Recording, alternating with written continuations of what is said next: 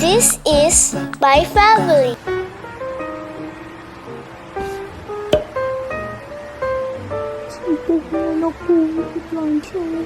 Hi, ate.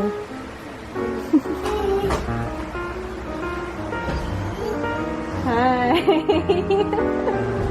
Hi. Ayos ka. Bigla akong senyas dyan ah. Hi. Inaantok pa yung camera.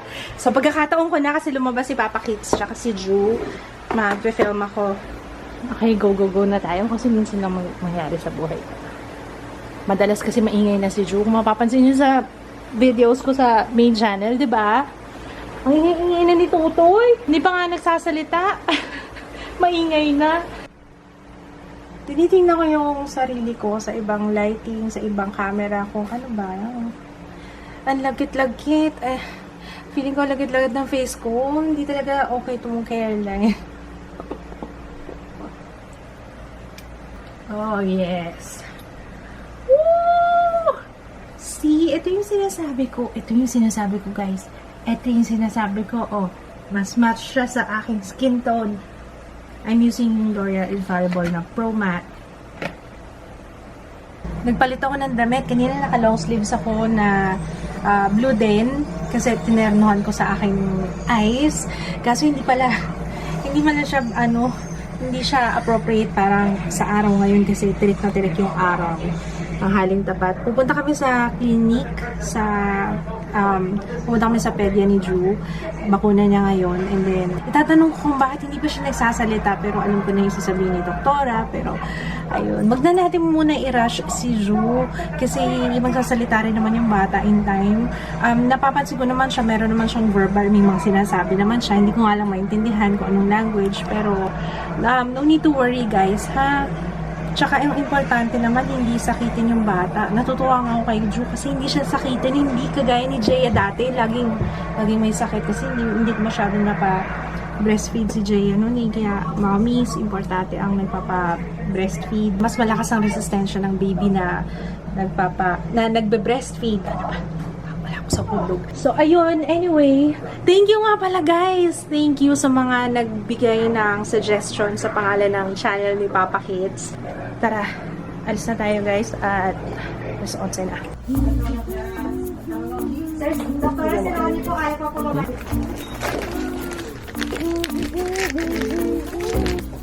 Sure.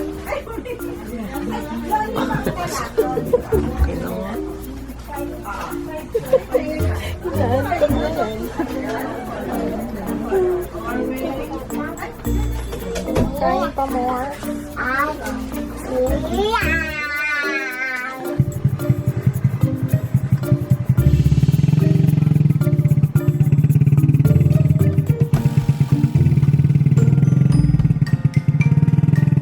We're home. Sabi ni doktora, bawal daw si Drew ng wag daw muna kainin ng shrimp, ng peanuts. Sasabihin ko na kasi habang fresh pa sa memory ko. Shrimp, peanuts, monitor lang daw muna yung chicken at saka yung egg, just in case. Pero, last na daw yon. Check daw muna namin yung basta yung kinakain niya kasi nga yung allergy na ngayon malala na naman kasi kumain siya ng shrimp ng isang araw, diba? Shrimp, peanuts. Ano pa ba yung sinabi ni doktor? Basta yung mga malalansat. Yun.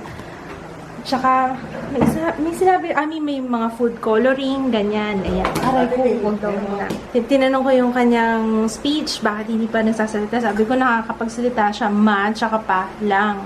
Sabi niya, normal lang daw yun pag mga ganitong age, 2 years old, 2 words lang daw ang nasasabi, ganyan. Okay lang daw yun, walang no cause of Ano ba sabi niya? Anong words ni doktora? Isa-isang words yan. Okay lang daw.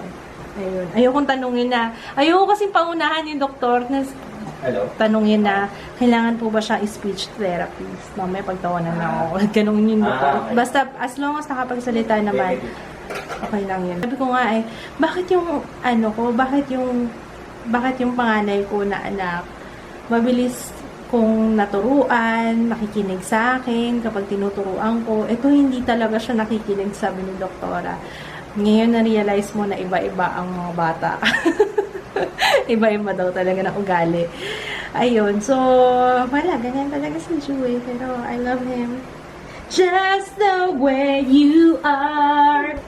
Ayun, yung kinakain niya lollipop dahil binakunahan siya. Ayan, kinarir ang lollipop.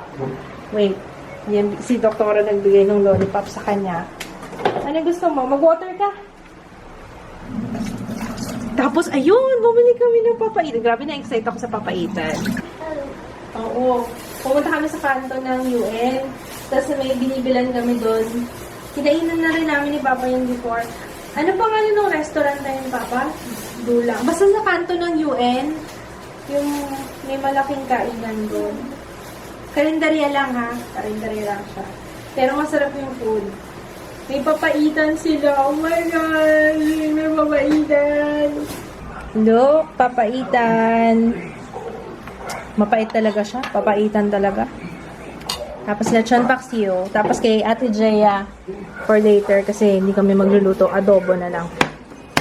Let's eat, guys! Alam niyo ba sa ospital, nakita ko isa na lang yung sapatos ni Juno. Wala na yung isa. Ang ganda-ganda pa man din nito.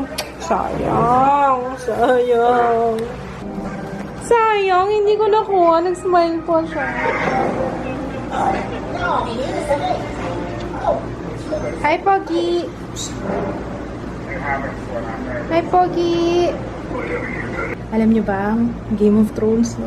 Oh my gosh, meron na kaming Game of Thrones.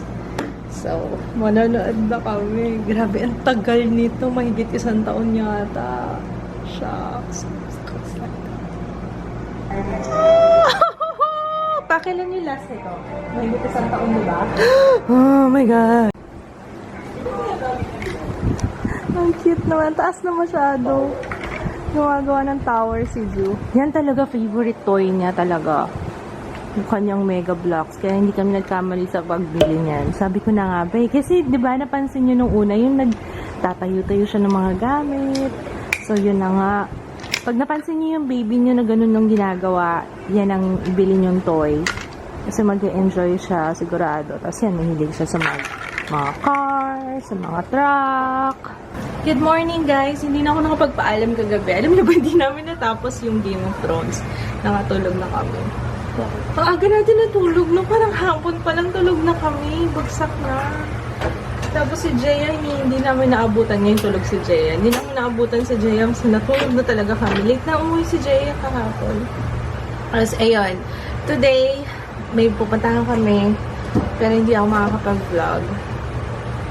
Kukwento ko na lang sa Kuwento ko na lang sa inyo sa susunod na pagkakataon.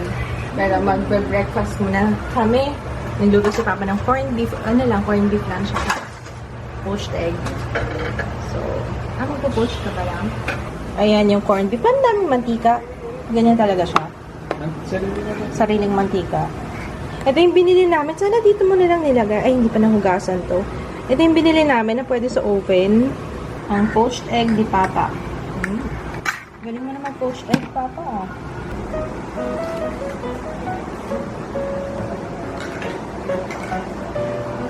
Come on, Ju! Ju!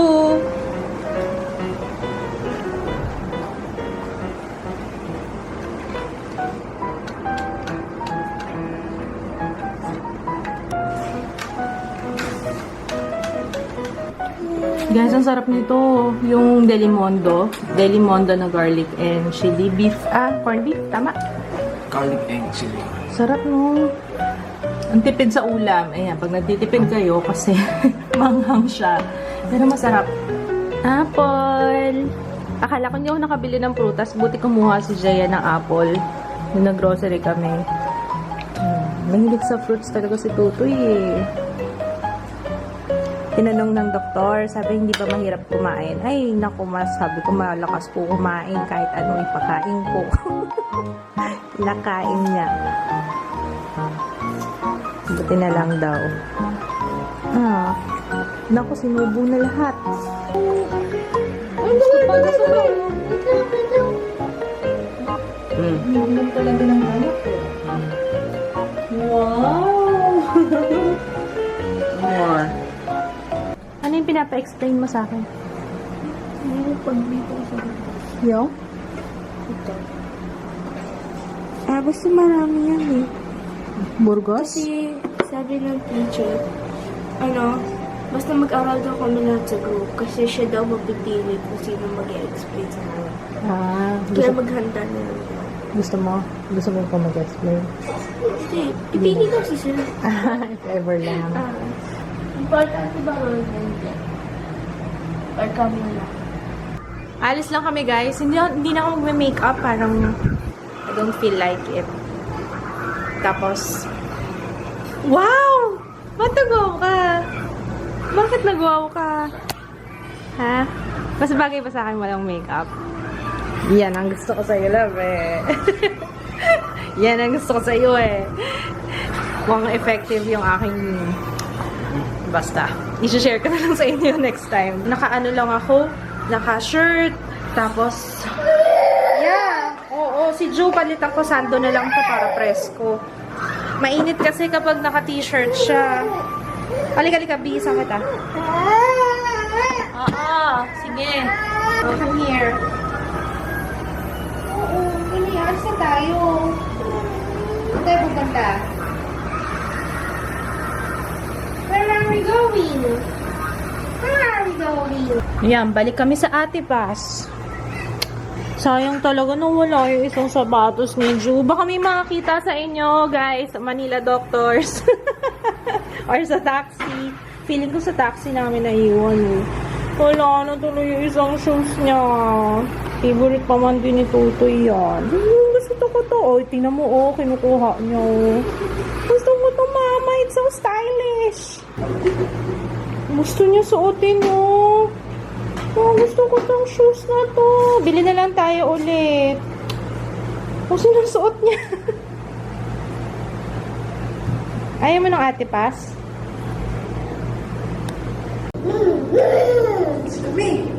Dapat iwan ka na lang eh. Kulit mo eh.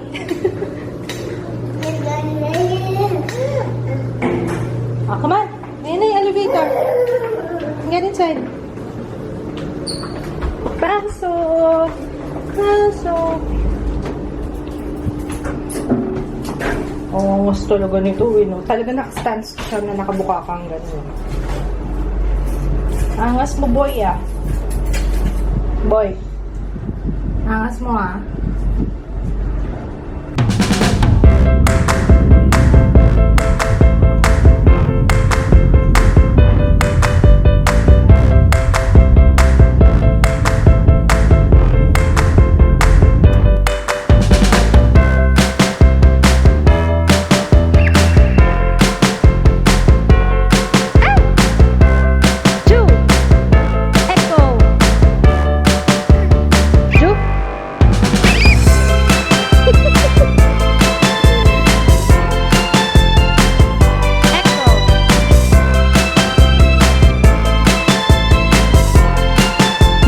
How do I look? Ay, okay rin pa. Kasi antok na ako. Ba't nagtatago ka, Jo? Mag-hi ka naman sa vlog. Mag-hi ka naman. Namimiss ka na nila. Namimiss nyo na ba to? Ay, ayun na. Ayun na. Hi, Jo. Madilim naman. Hi ka na lang, ha? Grabe, iba na yung boses ko, no? Antok na ako. Eh. Dinaanan ko lang to. Si Jeo. Hinihintay na lang namin yung Uber. Kasi natutulog na ako. Na-miss ko to, yung pag-inom sa plastic. Nung Coke. Tsaka syempre yung fishball. Ayan na yung bigas na pinabili. Pinabili ko kay Mafi. Mafi, thank you. Ano lang, kalahating sako lang. Kasi hindi kami pwede mag-isang sako dito eh. Mas mura siya. Magkano ba yung bili? Tsaka brown rice. Ayan, 38 pesos per kilo yung brown rice. Ito yata, magkano sabi niya? 50? Ayun, 50 isang kilo dinorado. Masarap pa daw sa dinorado yan eh. Thank you, Mafi!